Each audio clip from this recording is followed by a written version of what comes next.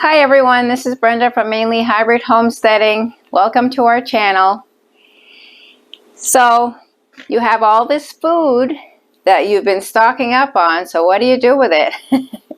Today we're going to be going over how to store your dry goods for long-term storage.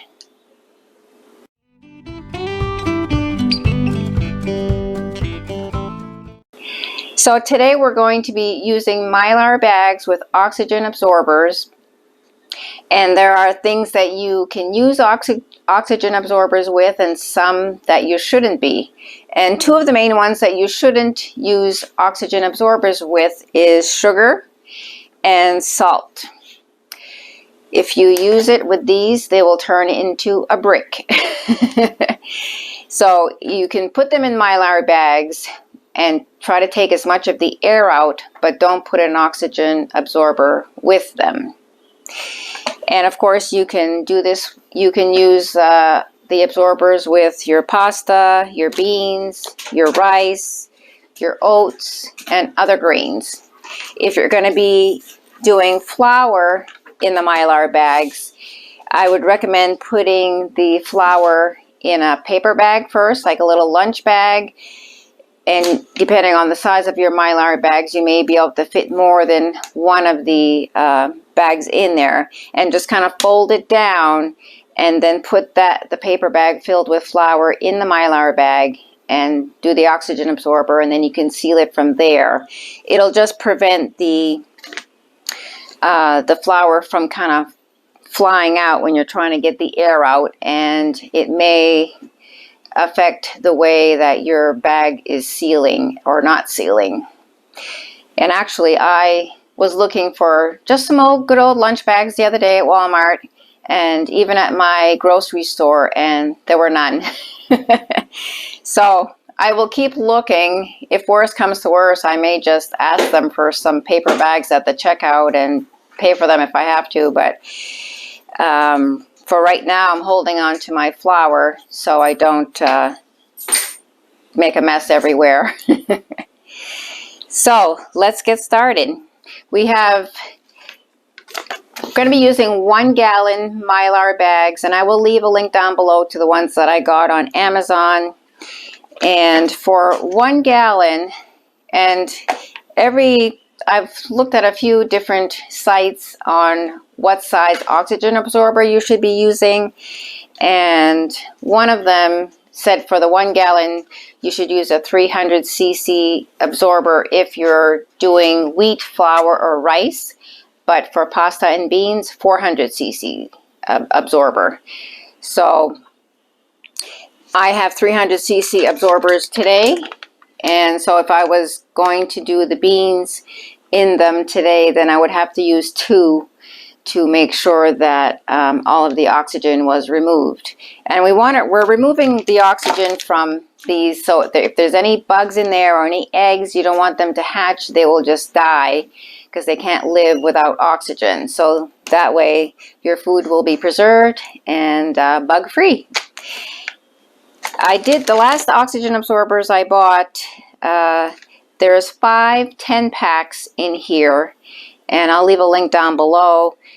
I thought it would be more handy because if you're buying, a bigger package, 50 or 100 cc, 100 of the absorbers, the ones that you're not using, you immediately need to put them in a jar to seal them, like I did here. I had opened up one of these 10 packs and I had 4 left, so I put them in a jar so they won't keep working or keep absorbing oxygen and then become useless. So whatever you want to do, this process would work better or faster with 2 people. That way you can put the absorber in the Mylar bag and someone can be sealing it closed right away, so you're not wasting any of the power, I guess, in the absorber, and then the other person can just keep moving along. But first we're just going to fill our bags, and then we'll line them up and get them ready to put the absorbers in, and we're going to be sealing them with I'm using my flat iron today, but you can also use a regular clothes iron to seal the bags. So today we're going to be working on the rice.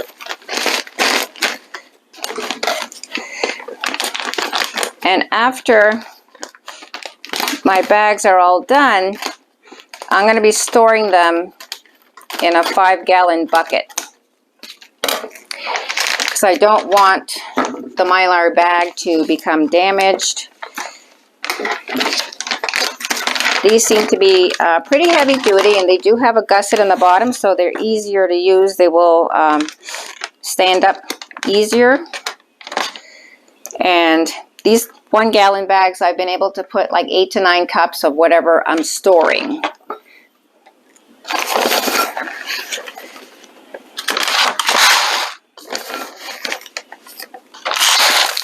Oh, made a mess there.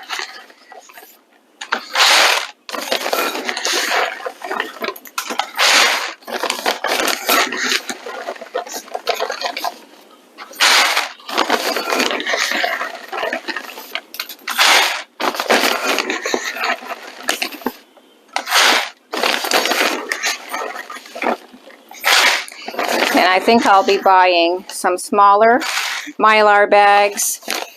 I think especially for the beans, because I don't want to be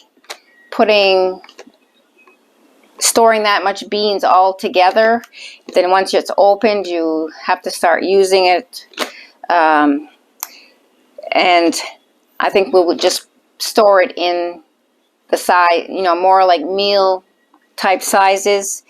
And I think smaller sizes will be easier for bartering and that kind of thing. Or if you want to give some to somebody, you're not giving away like, 4 pounds or whatever. You're just giving away 1 pound. And what I like about these is they do have the Ziploc at the top. And that works very well. These are reusable.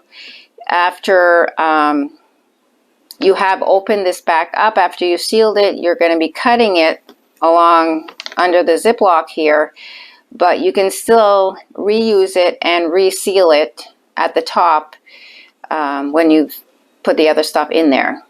So I'm going to get the other bags ready and we'll bring you back.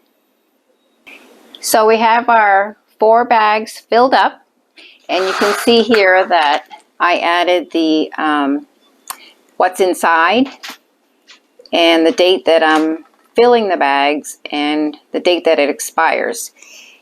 The expiration date doesn't really mean too much, except it kind of gives me an idea of, how much longer it had on shelf life before I put it in Mylar bags. But by doing what I'm doing today, it extends the shelf life so much more. So I have all my bags ready. I'm just going to crack part of it, the Ziploc open.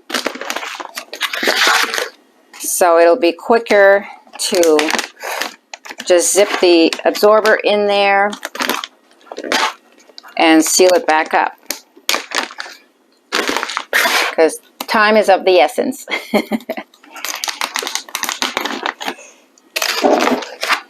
So got my oxygen absorbers that I had left over from the other day. So just going to quickly zip these in here. This is where a second person would come in handy.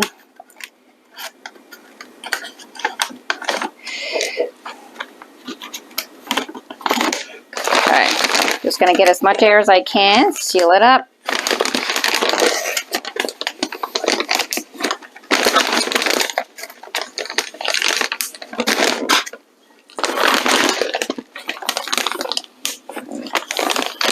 Okay, so now we're ready to seal them up with the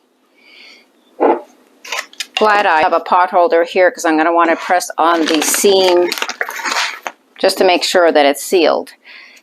So I have my flat iron on 375, and that seems to be a good temperature for my flat iron. So you're just going to press it, and it just kind of melts together. I try to avoid the Ziploc area I'm not sure if there's any plastic in there.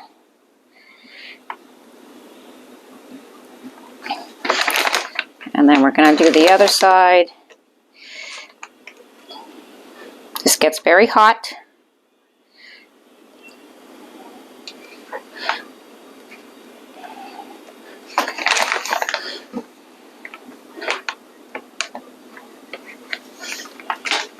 But it cools off quickly.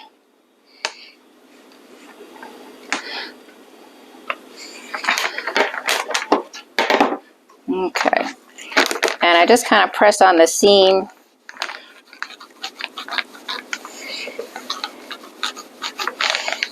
Make sure that both sides are connected. And that's it. We'll let that cool off, and then we're going to put these in the 5-gallon bucket.